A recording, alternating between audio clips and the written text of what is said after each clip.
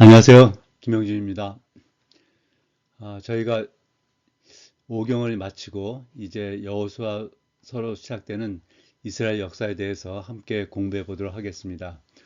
누가복음 24장에 보면 그 엠마오로 내려가던 그 두 제자 이야기가 나오죠. 예수님 메시아인 줄 알고 따랐던 그 예수님 이제 돌아가시고 희망이 없다고 생각해서 엠마오로 내려가던 그 두 제자에 대한 이야기인데요. 거기 보면 27절에 이에 모세와 모든 선지자의 글로 시작하여 이렇게 말씀을 하고 있습니다. 그래서 모든 성경에 쓴 바 자기에 관한 것을 자세히 설명하느니라 말씀하고 있고, 32절에 그들이 서로 말하되 길에서 우리에게 말씀하시고 우리에게 성경을 풀어주실 때에 우리 속에서 마음이 뜨겁지 아니하더냐 하고 다시 이제 예루살렘으로 돌아가게 되었는데요. 그때 얘기하던 그 모세와 모든 선지자, 그래서 모세는 이제 여기 오경을 말씀하고 있고요. 선지 모든 선지자는 이제 그 이 역사에 대한 것을 설명을 하고 있는데, 저희가 이제 오경을 함께 공부했고 이제 여호수아서로부터 시작해서 한번 그 이제 이스라엘의 역사가 어떻게 전개되는지, 또 그 속에서 하나님의 말씀을 어떻게 이제 역사하는지 살펴보도록 하겠습니다. 제가 이제 구약 개관 때 나눴던 내용인데요. 이 개신교는 구약 성경이 39권을 네 부분으로 나누고 있는데 이름을 오경, 역사서, 시가서, 선지서 이렇게 나누고 있죠. 근데 그 유대인들이 갖고 있는 내용은 똑같습니다만 유대인들의 그 히브리 성경의 분류는 세 분류로 되어 있습니다. 그래서 토라는 이제 저희 오경과 같고요. 그 다음에 예언서 또는 이제 선지사 해서 이제 느비임 하는데 이 예언서를 전기 예언서, 이제 후기 예언서로 나눠서 이 전기 예언서 속에 여호수아, 사사기, 사무엘, 열왕기, 하를 분류하고 있습니다. 그래서 이제 개신교에서 역사서로 분류하는 것과 다르게 그 히브리 성경은 예언서로 분류하고 있다는 것. 그다음에 이제 후기 예언서에는 이제 이사야서, 예레미야, 에스겔, 그다음에 소선지서 12권은 이제 한 권으로 이렇게 분류를 하고 있죠. 그리고 이제 케투빔 해서 이 성문서라고 하는데요. 그냥 기타 문서 이렇게 보시면 되겠습니다. 이 세 편의 시가서가 있고, 그 다음에 메길롯이라고 하는 이제 다섯 편의 두루마리, 룻기, 아가서, 전도서, 에레미야, 에가, 그 다음에 에스더에서 절기마다 요 그 성경을 함께 읽고 이렇게 이제 절기를 지켰던 그 다섯 편의 성경이 있고요. 그다음에 나머지 책들에서 이제 다니엘, 에스라, 느헤미야, 역대기를 이제 나머지 책들을 이렇게 분류를 하고 있습니다. 그래서 그 히브리 성경에서 이걸 예언서라고 이제 분류를 한 것은 이 역사가 하나님의 말씀에 의해서 이루어진다. 그러니까 어떤 역사라기보다도 이 관점이 하나님의 말씀이 이루어지는 그런 이제 사건들이다. 이런 의미가 있고요. 그래서 요 분류에 관련해서 이제 마가복음 7장 12절에서도 그러므로 무엇이든지 남에게 대접을 받고자 하는 대로 너희도 남을 대접하라 하시면서 예수님께서 이것이 율법이요 선지자니라 이렇게 말씀하지 않았습니까? 이 선지자라는 게 여기 선지서다. 이 말씀, 이 분류를 통해서 말씀을 하신 거고요. 또 마태복음 11장 13절에서도 모든 선지자와 율법이 예언한 것은 요한까지니 할 때 예수님 말씀하신 요 모든 선지자 하는 말씀도 요 이 전기 예언서 또는 선지서라고 하는 요 분류한 그 명칭을 따라서 예수님께서 말씀하신 것이다. 그래서 이제 오경과 선지서다 이렇게 율법과 선지자, 오경과 선지서다 이렇게 보시면 되겠습니다. 그렇게 이제 분류한 의도에 대해서 한번 살펴보면은요. 이 기독교 성경은 이제 역사서라는 이제 관점은 이야기의 초점이 구속사의 역사적 흐름, 그러니까 출애굽, 정착, 그다음에 왕국의 흥망 이렇게 이제 역사적 관점으로 본 거고요. 핵심 주제는 하나님께서 이스라엘 역사 속에서 약속을 이루신다. 역사 해석의 기준은 이제 사건 중심이다. 하나님이 인도하시고 그것에 대한 인간의 반응. 네, 기록 목적은 하나님은 약속을 지키신다. 네, 문체의 구성은 이제 연대기적인 역사 기술로 이 역사서를 보고 있는 거고요. 이 히브리 성경의 어떤 예언서적 관점은 이야기의 초점이 언약적인 신앙 평가라는 거죠. 그 신명기에 나와 있는 순종하면 복을 받고 불순종하면 심판을 받는다는 그 관점으로 이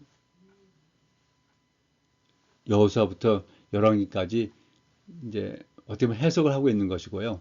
핵심 주제는 하나님의 말씀, 곧 예언이 역사 속에서 성취가 된다 하는 것이고, 역사 해석의 기준은 말씀이 중심이라는 거죠. 그래서 선지자적 시각에서 그 이 역사를 평가를 했다, 해석을 했다 이렇게 말씀을 드리겠고, 기록 목적은 하나님의 말씀은 반드시 이루어진다. 그래서 문체와 이제 구성이 예언적이다. 그러니까 말씀, 그다음에 설교적이다. 그 말씀이 어떻게 되었다. 말씀으로 인해서 역사가 이렇게 되었다 하는 어떤 설교적인 해석을 포함하고 있다. 이렇게 볼 수가 있겠습니다.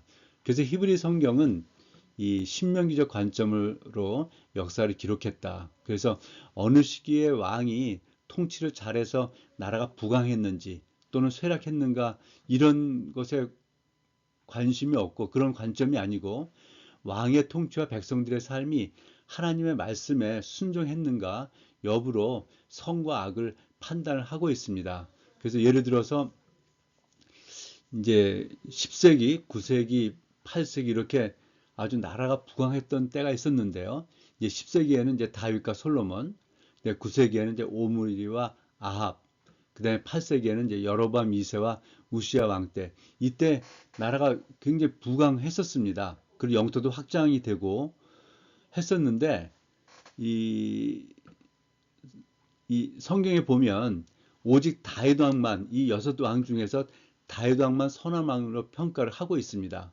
반면에 이제 히스기야 요시야 왕 때는 나라가 굉장히 위태롭기도 하고 세력도 약했지만은 이 히스기야 왕과 요시야 왕을 선한 왕, 선하게 통치했다 이렇게 그 이 성경에 기록을 하고 있지 않습니까? 이런 식으로 역사에 대한 그 어떤 관점, 평가가 그 말씀 중심, 하나님의 말씀에 따라서 어떻게 되었는지 하는 것을 보고 있다. 이런 관점을 갖고 있다. 이렇게 이제 말씀을 드리겠고요.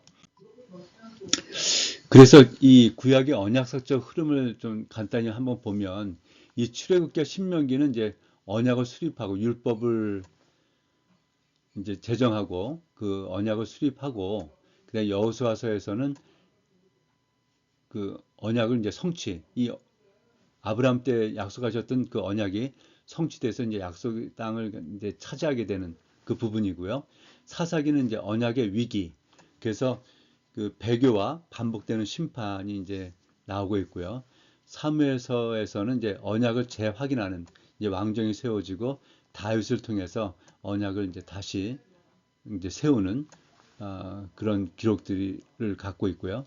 이 열왕기서에서는 이제 언약에 대한 심판, 결국 그들이 멸망을 하고 그러나 이제 회복에 대한 어떤 소망을 갖게 되는 그런 이제 내용이 열왕기서에 있고 예언서에서는 그 이스라엘의 불순종에 대한 심판과 그러나 그것으로 끝나는 것이 아니라 새 언약을 이제 받게 되는 그 약속이 예언서에 이제 기록이 되어 있습니다.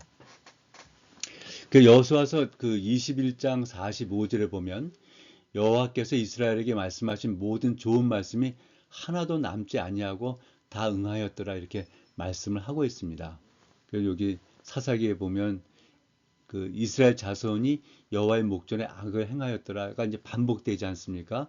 그래서 이것으로 인해서 징계를 받고 그 백성들이 이제 회개하면서 부르짖으면 사사를 보내서 다시 이제 회복, 평안이 찾아오면 또 다시 이제 이스라엘 백성들이 타락하는 이런 그 반복되는 그 이제 사건들 역사가 이제 기록되어 있고요. 그 다음에 이제 사무엘서에서도 왕은 하나님의 말씀에 순종할 때만 이제 정당하다. 그래서 사울이 그 스스로 그 제사를 지내면서 이제 하나님의 말씀을 그 어겼을 때 사무엘이 이제 15장 22절에서 순종이 제사보다 낫고 듣는 것이 수양의 기름보다 나으니라 말씀하셨던 그 내용을 우리가 한번 생각해 볼 수 있고요. 열왕기서에서는 이 언약 불순종에 대한 그 심판과 예언의 성취다 하는 내용. 그래서 왕의 통치에 대한 예언적인 평가 공식이 이제 반복이 되지 않습니까?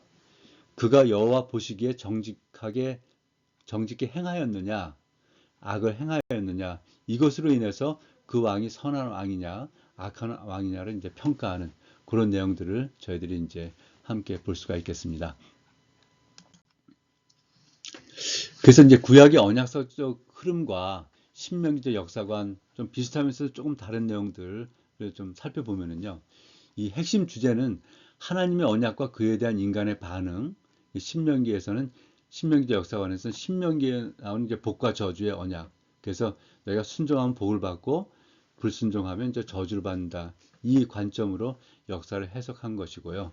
이제 구조적인 패턴은 약속을 이제 받았는데 그걸 이제 불순종하면 이제 심판하고 심판에서 다시 회복되는 이런 이제 흐름이 이제 언약서의 흐름이라고 하면 이제 신명기적 역사관에서는 순종을 해서 번영을 했고요. 땅을 차지하고 이제 배교를 해서 징계를 받고 이제 회개를 하면 다시 이제 회복되는 그런 이제 흐름을 갖고 있습니다. 그래서 역사 해석 기준도 언약의 성실 이행 여부와 이제 신명기적 역사관에서는 율법, 특히 신명기에 나와 있는 이 율법에 대한 준행 여부로 그들이 이제 복을 받고 이제 심판을 받았다 하는 내용이고요. 결국 역사의 목적은 하나님의 구속사적 계획 속에서 이제 언약이 회복된다는 말씀이고, 이스라엘의 실패를 통해서 하나님의 정의와 또 이제 그럼에도 불구하고 이제 회복을 약속해 주시는 그 자비가 드러났다 이렇게 말씀을 드릴 수가 있겠습니다. 여호수아 이제 서의 이제 개관을 보면은요, 책 이름은 이제 여호수아. 그래서 이제 야훼는 구원이시다 하는 뜻을 갖고 있는 이제 여호수아가 이제 이름을 따서 여호수아 이렇게 했는데, 여호수아의 원래 이름은 호세였습니다. 모세가 여호수아로 이제 계명을 해줬는데요. 그 민수기 13장 16절에 보면 이는 모세가 땅을 정탐하러 보낸 자들의 이름이라 모세가 눈의 아들 호세아를 여호수아로 불렀더라 이렇게 말씀하고 있습니다. 저자는 이제 여호수아가 이제 기록을 했는데 후대에 편집했다는 이런 이제 어떤 증거들이 오늘 뭐 이렇게 되었다, 오늘도 뭐 이렇게 된 이런 식으로 여러 군데 그 후대에 이제 이것을 좀 보완하면서 편집했다는 그 내용들을 볼 수가 있고요. 이 시대적 배경은 아, 이제 기원전 뭐 4천 1,400년 정도다. 이제 출애굽한 뒤에 이제 40년 지나서 이제 기록이 되었 이제 이 여호수아서의 그 역사가 이제 진행이 되었다 이렇게 말씀을 드리겠고요. 장소는 이제 요단 동편 모압 평지에서 요단 서편으로 건너가서 그 가나안 전역이 되겠고, 역사적인 위치는 이 출애굽과 민수기가 이제 광야 여정을 다루지 않았습니까? 이 여호수아서에서는 약속의 땅에 들어가서 그 땅을 정복하고 그 땅을 이제 지파별로 분배하는 것을 다루고 있죠. 그래서 출애굽기적인 이 구속사의 이제 완성이다 이렇게 말씀을 드릴 수가 있겠고요. 그 주제는 여호와의 약속이 성취되어 하나님의 백성이 그 땅에 안식을 하게 된다. 그래서 핵심 주제는 하나님의 약속의 성취, 이제 창세기 10장 7절에 말씀하고 있지 않습니까? 그 창세기 12장 6절 7절에 보면 아브라함이 그 땅을 지나 세겜 땅 모래 상수리 나무에 이르니 그때 가나안 사람이 그 땅에 거주하였더라. 여호와께서 아브라함에게 나타나 이르시되 내가 이 땅을 네 자손에게 주리라 하신지라. 자기에게 나타나신 여호와께 그가 그곳에서 제단을 쌓았다 이렇게 말씀하고 있는 이 말씀이 이제 성취가 되는 것이죠. 그래서 여호수아 시대에 이제 구체적으로 이루어지게 되는 것이고요. 이 과정은 결국 믿음과 그것에 대한 순종, 또 이제 약속을 이루기 위한 전쟁, 그다음에 이제 땅을 차지하게 되는 이런 신앙 여정의 모델로 제시가 되고 있습니다. 그 전체를 갖다 한번 그 요약을 해보면은요, 크게 이제 네 개로 이제 분류할 수가 있는데, 첫째는 이제 요단강을 건너가서 이제 가나안을 진입하는 것입니다. 그래서 1장 1절부터 5장 12절까지인데, 이제 핵심적인 단어를 한다면 이제 건너라 하는 말씀이고요. 그래서 이제 지도자 여호수아가 이제 1장에 세워져서 그 하나님께서 말씀을 주시는 내용. 그다음에 2절에서는 여리고에 이제 정탐꾼을 파송하게 되는 것이죠. 그다음에 3장에서 요단강을 이제 건너가게 되고 4장에서는 12개의 돌로 기념비를 세우게 되는 것입니다. 그리고 이제 5장에서 이제 할례와 유월절을 함으로 해서 이제 전쟁을 시작하기 전에 이제 거룩한 백성으로서 택임받은 백성으로서의 그 정체성을 다시 한번 확인하게 되는 그런 과정이 되겠습니다. 그다음에 이제 두 번째는 가나안을 정복하게 하는 이제 전쟁과 관련된 내용인데요. 5장 13절부터 12장까지 그래서 취하라 그 땅을 취하라 하는 내용이 되겠습니다. 그래서 5장 13절부터 8장까지는 여리고 성과 아이성의 전투에 대해서 말씀이 나오는데 이게 모델이 되는 이제 어떻게 이제 전쟁에 승리하는가 실패하는가 하는 이 모델이 되는 전쟁에 대해서 이제 설명을 하고 있고요. 그다음에 9장부터 10장까지는 가나안 남쪽 지역을 이제 정복하는 것. 11장은 가나안 북쪽을 이제 점령하는 것, 정복하는 것 내용이 나와 있고 그렇게 한 이제 결과들의 이제 징벌 목록이 12장에 나오고 있습니다. 그다음에 세 번째 이제 단락은 13장부터 22장까지인데요. 가나안 땅의 분배입니다. 그래서 나누라 이렇게 이제 말씀을 드릴 수가 있겠고 요단 동편 두 지파 반의 땅은 이미 이제 분배를 했는데 그것을 이제 회고하는 내용이 13장에 나오고 있고요. 유다와 요셉 지파의 땅 분배가 이제 14장부터 17장까지 그리고 남은 7지파에 대한 땅 분배가 18장부터 19장까지 나와 있습니다. 그리고 이 레위인이 아니죠. 그 이제 의도하지 않고 그 실수로 그 이제 죄를 지은 사람들이 그 이제 그 피해자로부터 복수를 하는 것을 피하기 위해서 그 도피성 제도를 만들고 도피성을 만들지 않았습니까? 그래서 그 도피성과 레위지파가 갖게 될 그 성읍에 대한 지정한 내용이 이제 20장에서 21장에 나오고 요단 동편과 서편에 이제 이들이 이제 다 하고 이제 요단 동편에서 두 지파 반은 이제 요단과 동편으로 이제 돌아가게 되니까요. 그들의 이제 결속을 다짐하는 그런 내용이 22장에 나옵니다. 그리고 마지막으로 네 번째 단락에서 여호수아의 이제 고별 설교와 언약 갱신이 나오는데요. 23장, 24장에 그래서 이것은 섬기라 이렇게 이제 볼 수가 있겠습니다. 그래서 여호수아의 이제 고별 설교가 23장에 나오고 세겜에서의 언약 갱신과 이제 다시 이제 그것을 확증하는 그런 내용이 마지막으로 24장에 이렇게 나오겠습니다. 이 여호수아서 전체를 갖다 저희가 이제 시작하면서 이 민족의 대지도자 하나님과 직접 대면하여 듣던 모세가 죽었습니다. 그리고 이제 백성들은 이제 새롭게 세워진 여호수아를 따라서 미지의 땅 가나안으로 들어가서 그 족속들과 전쟁을 하여 그 땅을 이제 차지해야 하는데요. 이 이제 어떤 사명, 이 약속을 앞에 놓고 있는 이들의 그 심정, 그들의 어떤 그 분위기는 어땠었을까 하는 생각을 해볼 때 참 황망하지 않았을까, 또 많은 두려움도 있었겠다 그런 생각을 이제 해보면서 여호수아서를 한번 펼쳐보겠습니다. 그 여호수아는 이 모세와 상당히 이제 유사한 점들이 많습니다. 아, 그러니까 이제 모세를 좀 빼닮았다 이렇게 이제 볼 수도 있겠고요. 그것은 또 이제 하나님 편에서 보면 모세와 전혀 그 뭐 부족하지 않은 이 여호수아를 내가 세워서 너희가 내가 약속으로 준 가나안 땅을 정복할 것이다 하는 어떤 상징적인 그런 의미들도 갖고 있겠죠. 그래서 간단히 그 유사점들을 보면 모세 이제 홍해를 가르고 이 광야로 이제 들어오지 않았습니까? 그러니까 출애굽하지 않았습니까? 여호수아는 이제 요단강을 가르고 건너서 가나안에 진입을 했습니다. 모세가 12명의 정탐꾼을 파견했는데 여호수아는 2명의 정탐꾼을 파견을 했습니다. 여호와의 사자가 불타는 가시덤불 사이에서 모세를 만났는데요. 그 여호수아는 요단강 건넌 후에 여호와의 군대 장관을 만났습니다. 그러면서 여호와의 사자가 말하기를 내 발에서 신을 벗으라 네가 선 곳은 거룩하니라 하는 말씀이 같이 이제 함께 나오고 있고요. 그 출애굽 전에 이제 유월절을 지켰는데 여호수아는 가나안 정복 전에 그 요단강을 건너고 그 유월절을 지켰습니다. 그리고 유월절 문설주에 이제 어린 양의 피를 발라서 그 죽음의 이 사자가 이제 넘어가지 않았습니까?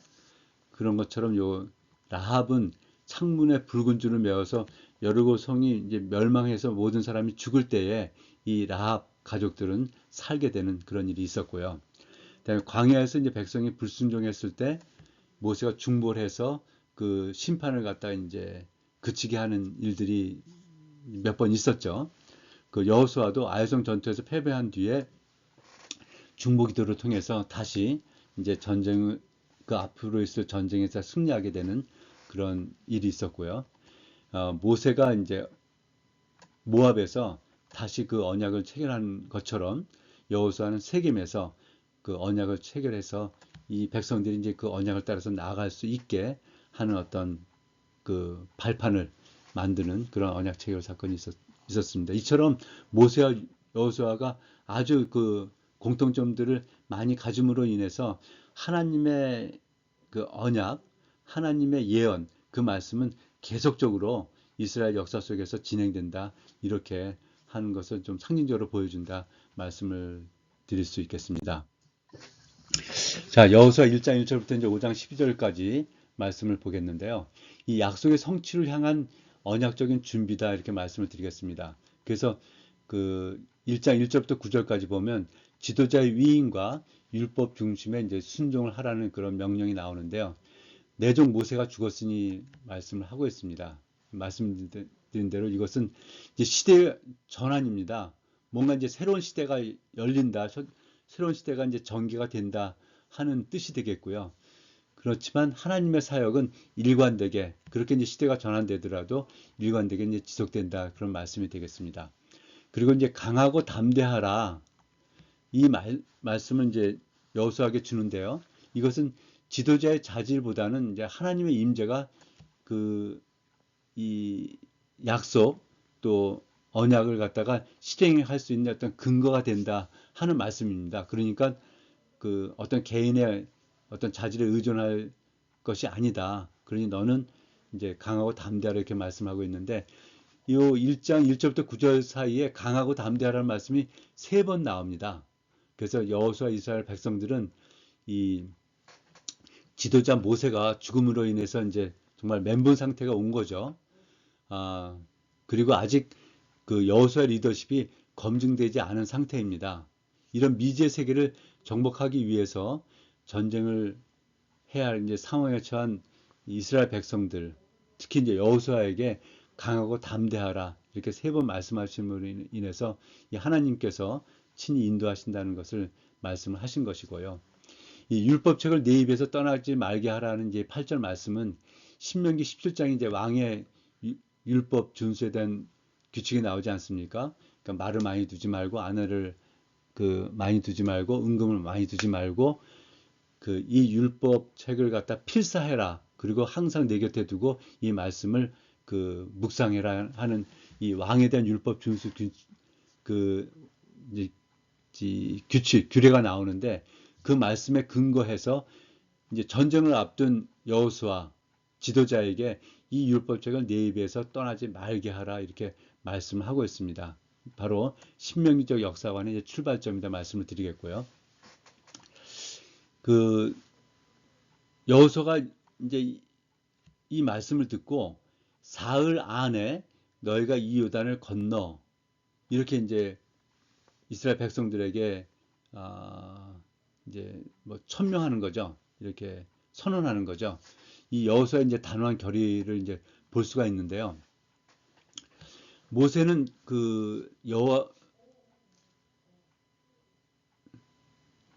하나님께서 그 광야에서 이스라엘을 이제 모세가 이제 그 광야에 있을 때 하나님께서 이스라엘을 출애굽 그 시키라는 사명을 이제 주시지 않았습니까? 그때 많이 주저했죠. 뭐 저는 입술이 약하고요. 뭐 하고 뭐 이렇게 하면서 이제 많이 주저했는데 여호수아는 모세가 죽은 다음에 30일 동안 이제 장례를 하지 않았습니까? 그런 다음에 3일 후에 요단을 건널 것을 이스라엘 백성들에게 명령을 했습니다. 굉장히 그 단호한 그런 그 결의를 이제 보였다 이렇게 말씀을 드리겠는데요. 마치 아브라함이 이삭을 제물로 바치라는 명령을 받고 바로 새벽에 그 말씀을 듣고 새벽에 집을 떠난 것을 좀 연상시키는 그런 단호함이 이 여호수아에게서 보이고 있습니다. 그 다음에 2장에는 이제 라합과 정탐꾼에 대한 내용이 나오는데요. 이 라합의 신앙 고백, 여호와는 상천하제 하나님이다 이렇게 말씀을 고백을 하고 있죠. 이게 이제 하늘 위에 하나님이시고 땅 아래 이제 하나님이시다 이렇게 요즘 이제 성경 나오는데 제 기억에 옛날 성경에는 상천하제 하나님이라고 나왔었던 것으로 이제 기억이 됩니다. 그래서 이 상천하제 하나님은 이제 그 당시에 그 신의 개념을 이제 뛰어넘는 그런 이제 그 통찰 또 그런 이제 고백이다 이렇게 말씀을 드리겠는데요. 이제 고대 근동의 그 어떤 신에 대한 개념, 이 신 그 개념은 이제 신들은 지역신, 그 다음에 그 부족신이다 이렇게 다들 생각이 되었습니다.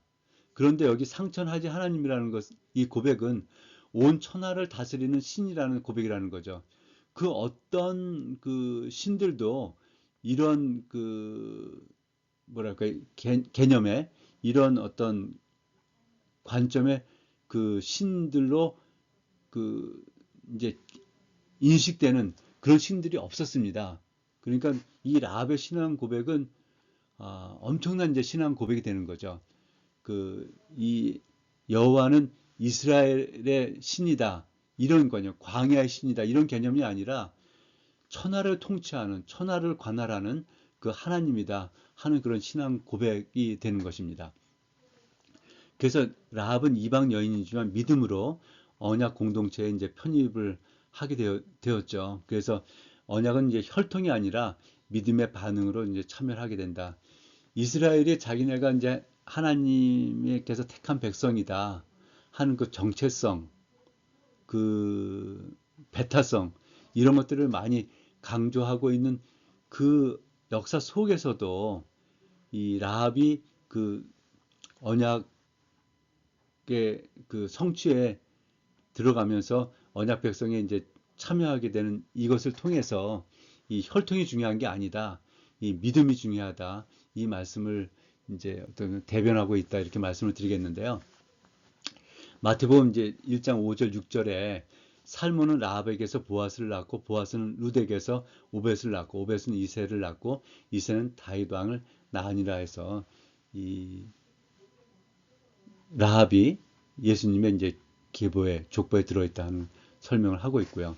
그 다음에 그 24절에 이 정탐꾼의 보고가 나오고 있는데요. 이들이 이제 정탐하고 와서 하는 보고입니다. 진실로 여호와께서 그 온 땅을 우리 손에 주셨으므로 그 땅의 모든 주민이 우리 앞에서 간담이 녹도이다 이렇게 보고를 함으로 인해서 그 민수기에서 12 정탐꾼의 보고하고는 완전히 그 이제 다른 그런 긍정적인 또 희망을 주는 또 그것이 현실이고 그것이 현실이라는 것은 하나님의 약속이 있기 때문입니다. 그것을 이제 백성들에게 이제 보고하는 그 말씀이 되겠습니다.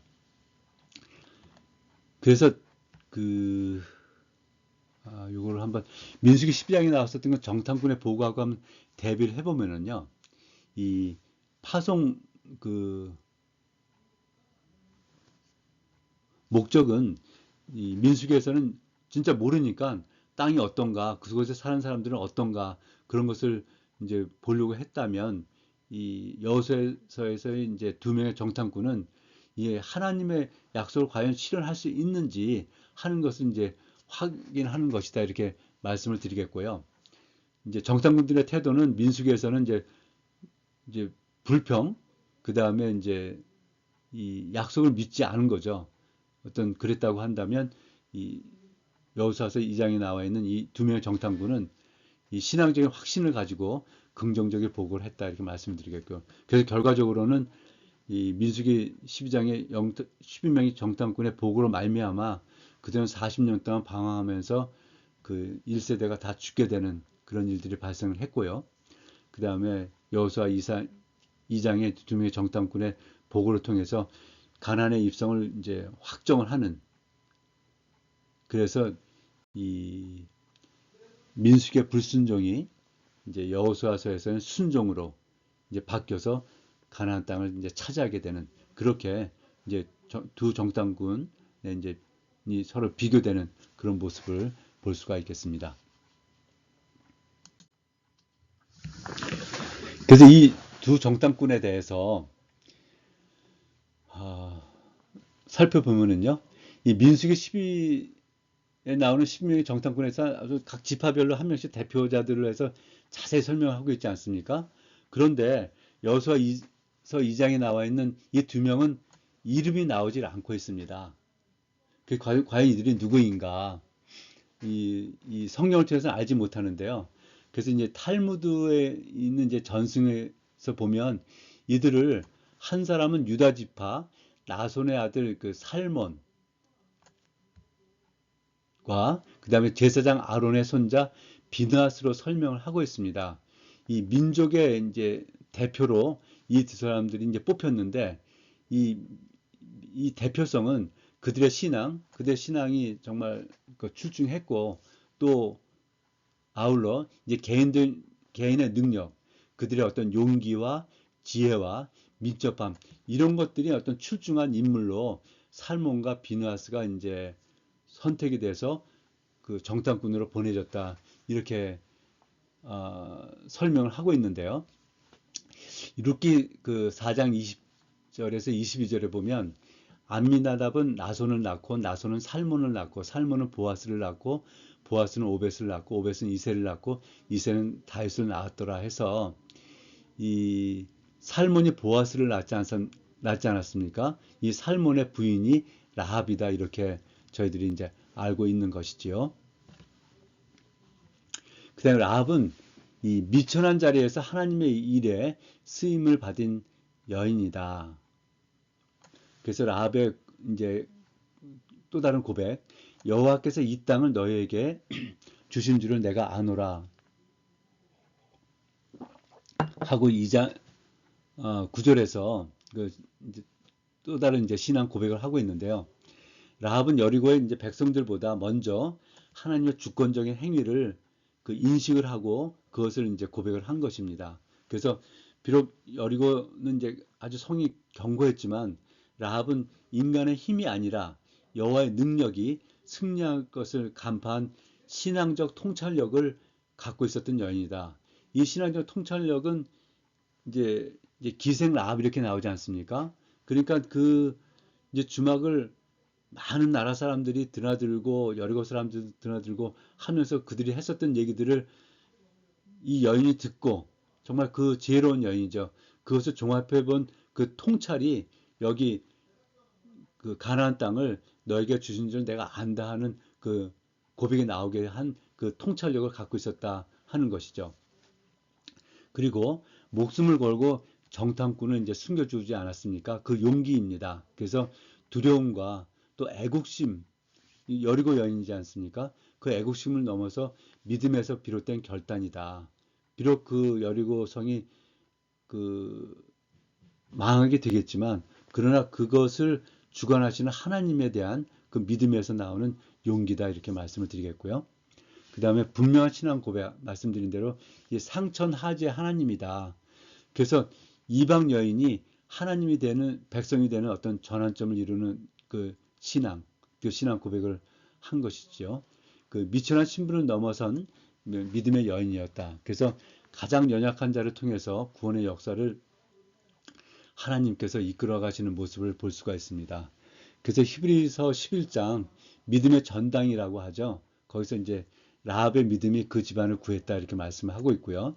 야고보서 2장 25절에서는 그 라합이 정탐꾼을 숨겨준 이것을 통해서 믿음으로 라합이 그 정탐꾼을 숨겨 주었다. 그 믿음을 행했다. 이렇게 말씀을 하고 있습니다. 그 히브리서 11장 3절에 보면 믿음으로 기생 라합은 정탐꾼을 평안히 영접하였으므로 순종하지 아니한 자와 함께 멸망하지 아니하였도다 이렇게 말씀하고 있고요. 야고보서 2장 25절에서는 또 이와 같이 기생 라합이 사자들을 접대하여 다른 길로 나가게 할 때에 행함으로 의롭다 하심을 받은 것이 아니냐 이렇게 말씀을 하고 있습니다. 그 다음에 3장, 4장에 보면은요, 요단강 도하와 이제 그 기념비 세우는 것이 나오는데요. 그 언약궤가 이제 앞섭니다. 그래서 언약궤를 앞세워서 그 언약궤 중심으로 이제 행진을 하는 것은 하나님의 임재와 주권의 상징을 하고 있고요. 그 다음에 이제 그래서 이제 언약궤를 이제 선두에 두고 제사장들이 언약궤를 메고 강 가운데 서자 그 아주 많이 흐르던 물이 이렇게 이제 죽이 되는 것처럼 해서 멈추고 백성이 마른 땅을 건넜습니다. 마치 이제 출애굽할 때 그 홍해가 갈라진 것과 같은 모습이죠. 이 모습은 이제 하나님의 임재와 인도하심이 약속의 땅으로 들어가는 결정적인 순간을 이제 주도하고 계시다는 것을 보여주고 있고요. 건너가서 그 12돌로 그 요단강에서 각 지파별로 돌 하나씩 취해온 그 돌로 기념비를 세우는데 이 기념비는 후세대가 여호와의 능력을 기억하라 하는 언약적 교육의 상징으로서 이 기념비를 세우게 되었습니다. 그 4장 6절 7절에 보면 이것이 너희 중에 표징이 되리라. 후일에 너희의 자손들이 물어 이르되 이 돌들은 무슨 뜻이냐 하거든 그들에게 이르기를 요단물이 여호와의 언약궤 앞에서 끊어졌나니 곧 언약궤가 요단을 건널 때에 요단물이 끊어졌으므로 이 돌들이 이스라엘 자손에게 영원히 기념이 되리라 하라 하니라 말씀을 하고 있습니다. 이 출애굽기 14장의 홍해 사건을 반복함으로 해서 이 새 출애굽을 이제 이루었다. 이런 이제 사건이다. 이렇게 말씀을 드릴 수가 있겠고요. 이 5장 1절에서 12절에 보면 할례 6월절을 이제 제사를 행하고 이제 그때 이제 만나가 그치게 됩니다. 광야 내내 그들에게 이제 양식으로 공급되었던 만나가 그치게 되는 일을 기록을 하고 있는데요. 먼저 할례는 이게 광야 세대는 이제 이동 중이라 할례를 할 수가 없었습니다. 그래서 요 할례를 행했다는 것은 가나안 정복 전에 이제 언약적인 편지 너희는 하나님의 택한 백성이고 약속의 그 언약의 민족이라는 것 이것을 갖다 이제 회복하는 다시 이제 정체성을 회복하는 그런 표지가 되는 사건이 되겠고요. 아울러 이제 6월절도 그 첫째 달 14일에 드렸다. 요 첫째 달 14일이니까 광야 40년을 지내고 출애굽 후 40년 첫째 달 14일에 6월절을 드리게 되었습니다. 그래서 이제 이 광야 시간이 40년이 경과했다는 것을 볼 수가 있겠고요.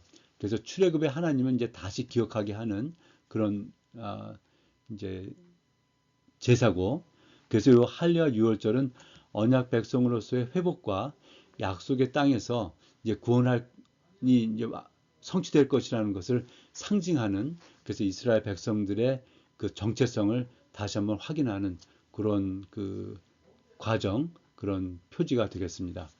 그리고 이제 만나가 그치게 되겠는데요. 그래서 광야에서 있었던 그 어떤 기적적인 공급은 이제 끝나게 되고 그들이 이제 가나안에서 땅에서 이제 그 수확된 그 열매들로 이제 이 양식을 삼게 되는 그런 이제 전환이 일어나게 되는데요. 이처럼 하나님은 상황에 맞게 공급의 방식을 이제 바꾸시게 되는 것이죠. 만나에서 가나안에서 수확한 열매로. 그러나 그 동일하게 공급하시는 그 신실하신 하나님이 역사로 계속 이루어진다 하는 것을 볼 수가 있습니다.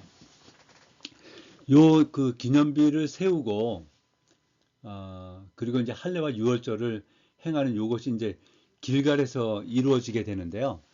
그 5장 9절에 보면 여호와께서 여호수아에게 이르시되 내가 오늘 애굽의 수치를 너희에게서 떠나게 하였다 하셨으므로 그곳 이름을 오늘까지 길갈이라 하느니라 이렇게 말씀을 하고 있습니다.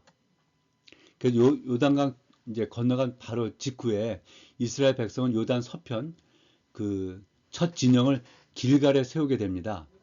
그리고 이제 12돌 기념비를 세움으로써 하나님의 구원 역사를 이제 기억의 상징으로 이렇게 남기게 되는 것 이제 설명을 드리지 않았습니까? 요 길갈은 뜻이 굴리다 제거하다라는 그 갈랄이라는 단어에서 이제 유래를 했는데요. 이 길갈은 단순한 그 지명 이상의 어떤 신학적인 뜻을 갖고 있습니다. 하나님께서 애굽의 수치를 굴려 버리신 장소다 하는 거죠. 그래서 구속에 이들의 그 구원의 새로운 시작점이 되는 장소다. 그 장소의 이름이 이제 길갈이다. 그래서 하나님께서 이 이제 첫 번째 그 진영인 이 길갈을 통해서 가나안 땅 전체를 그 약속하신 대로 이스라엘 백성들에게 주신다. 이런 어떤 상징적인 그런 장소, 그 이름이 되겠습니다. 그래서 오늘은 그 여호수아서 그 네 단락 중에서 첫 단락을 그 이스라엘 그 여호수아서의 어떤 배경과 그 개관과 함께 살펴보게 되었는데요. 이것을 통해서 이제 다음 주에는 그들이 이제 전쟁을 통해서 땅을 차지하는 것 하고 그 다음에 이제 땅을 배분하는 것 해서 계속적으로 함께 살펴보도록 하겠습니다. 예, 오늘 여기서 마치겠습니다. 감사합니다.